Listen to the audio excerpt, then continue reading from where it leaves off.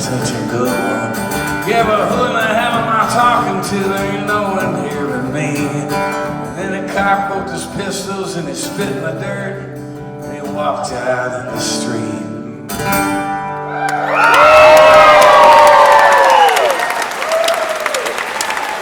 Thank you so much.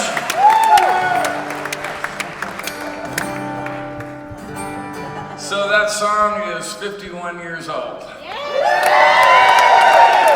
I wrote it when I was 20, did the math. And it's one of 3 songs, I think, that I wrote. And I got to Nashville in November 1974. And threw everything I had away when I saw what was going on. And that's one of 3 songs that were written the following year that I still play. This next one is written in 75 as well, but I owe a lot to my father on this one because my dad was incapable. He liked to ramble when he traveled. He was incapable of traveling from one spot to another in a straight line, but he always got there. He was an air traffic controller by trade. He did more direct in his approach to that. But he was being retrained about the time I got to Nashville to be a data systems officer for the FAA because they decided they needed computers to help with air traffic control at that point. I think they're still using the same fucking computers. But he had been in UNIVAC in Minnesota being retrained, and he traveled to see, he was headed home to Houston, but he stopped in Missouri and in Tennessee to see me, and then home to Houston. And he visited the Pea Ridge battlefield. And I was kind of Texas-centric in my songwriting at that point. And he told me the story that he'd learned about this guy who had been a Texas Ranger. He became a general when the Civil War broke out. And he died in the second engagement he was ever in, probably at the hand of his own troops. And the story was sort of intriguing, so after my dad left, I went to the library. You remember the library? It's sort of like the internet, except it's a lot slower and most of it's true. And after a couple of days in there, I came out with this song.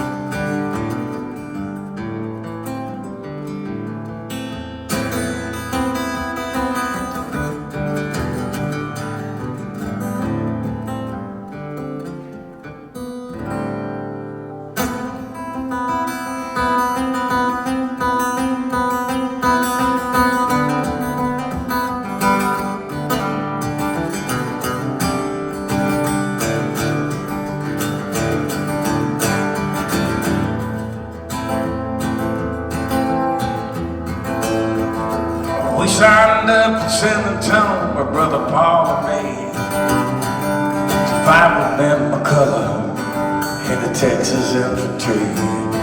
With a post to say we'll get a uniform, $7 a week, the best ration in the army, and a rifle we could keep.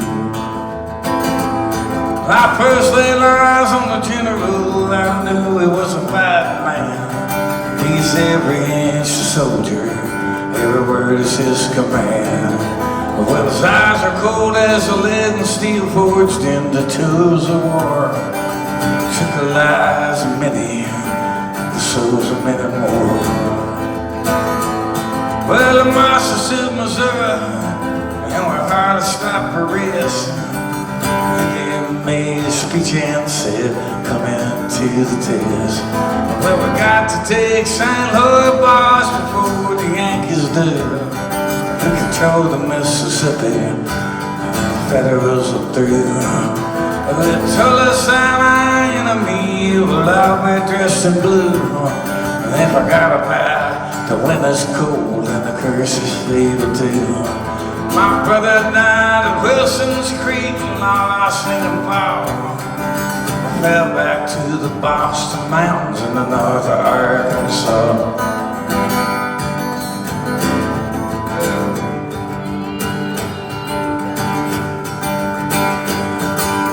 Goddamn you, Ben McColloch, hate you more than any other man alive.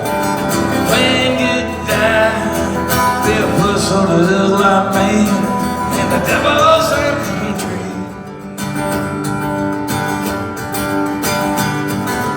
On the way to Fayetteville, we cursed McCullough's name. On the devil left behind, carrying a lamb. I killed a boy the other night and never even shaved. I don't even know what I'm fighting for. I ain't never owned a slave. So I crept out of camp and I heard the news next night. Yankees won the battle, McCulloch lost his life.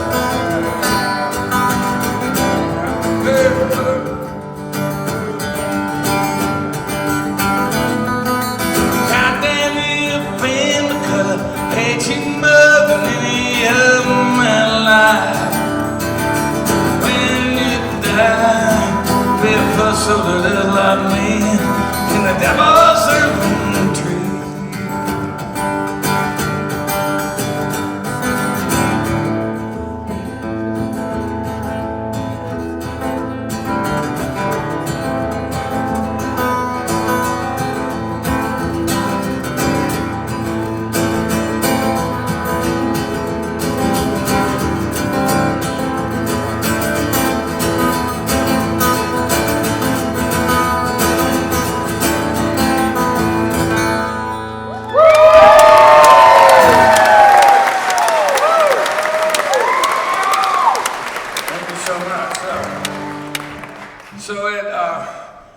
It took me a long time to get a record deal, like 12 or 13 years actually, but I got there, I guess I missed the outlaw window or something. Everybody thought I'd get a record deal, but I did get a publishing deal almost immediately because Guy Clark harassed Pat Carter, who ran Summer Dunbar Music, till he signed me. And that song was on the second demo session I ever did. And here I am in the studio, I'm 20 years old with guys whose names I've been reading off the back of records, and Johnny Gimbel played fiddle on that one. And we got a great track, and I was like really excited because I never made a real recording with real players in the studio before.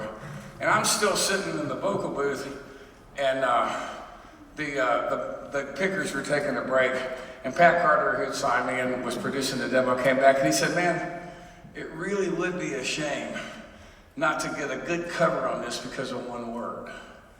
And I said, "Oh, you mean you want me to not say goddamn?" And he said, "Well, yeah." I said, "Okay, roll the tape." So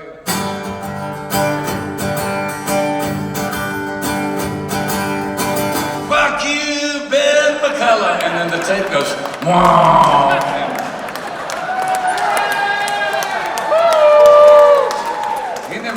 Do anything like that again. I mean, maybe that's why it took me so long to get a record deal. But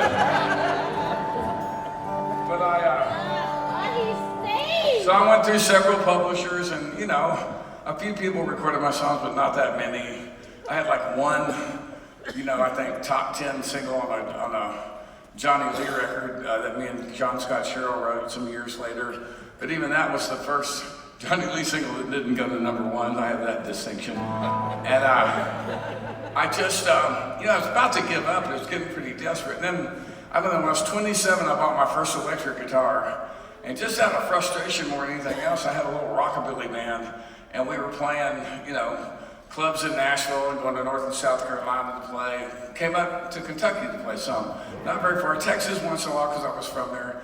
But I put out a little record on my own. And rockabilly became a thing for a second, so Epic Records signed me. And we put out a couple of singles that died horrible deaths high in the country charts.